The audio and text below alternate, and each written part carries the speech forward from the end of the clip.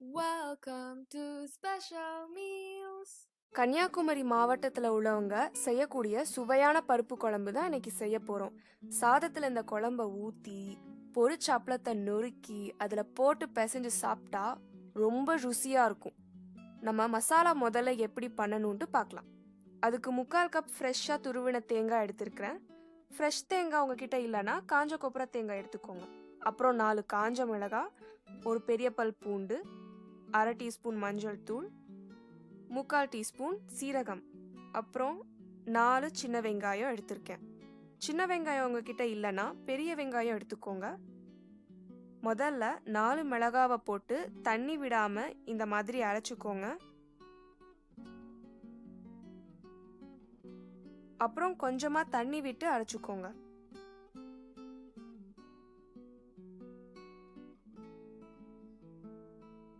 இப்போ இதுல பூண்டு, சீரகம், சின்ன வெங்காயம், மஞ்சள் தூள் போட்டு அரைச்சிக்கலாம். அம்மியில் அரைச்சா எப்படி இருக்குமோ அந்த மாதிரி ஒன்றும் பாதியுமா இந்த மாதிரி அரைச்சிக்கணும். இதில் 3/4 கப் துருவின தேங்காய் போட்டு தண்ணி சேர்க்காம முதல்ல அரைச்சிக்கணும்.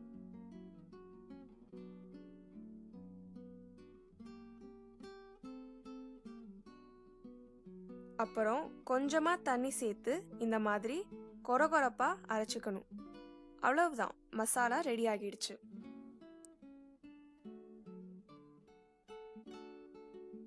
முக்கால் கப் துவரம்பருப்பு எடுத்து அதை வேக வச்சு மசிச்சு எடுத்து வச்சிருக்கேன். அரைச்சு வச்சிருந்த மசாலாவை இப்போ இதுல சேர்த்துடலாம்.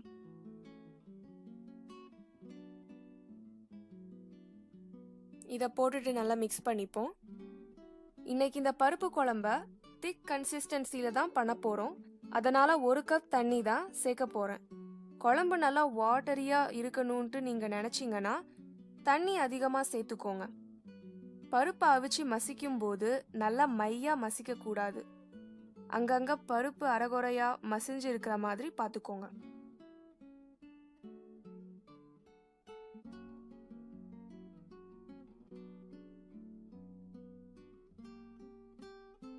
குழம்புக்கு தேவையான உப்பை போட்டுட்டு அடுப்பை ஆன் பண்ணிக்கோங்க.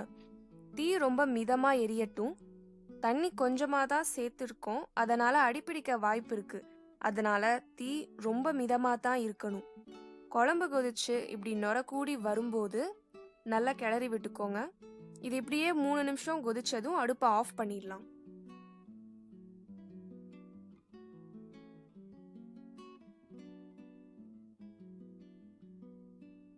இப்போ தாளிக்க போறோம். ஒரு பாத்திரத்தை வச்சு அதுல 1 டேபிள் ஸ்பூன் எண்ணெய் ஊத்திடலாம். எண்ணெய் சூடானதும் 1/2 டீஸ்பூன் கடுகை போட்டுடலாம். கடுகு பொரிஞ்சதும் அதுல வெட்டி வச்சிருந்த 3 சின்ன வெங்காயத்தை போட்டுடலாம். சின்ன வெங்காயம் உங்ககிட்ட இல்லைன்னா பெரிய வெங்காயம் போட்டுக்கோங்க.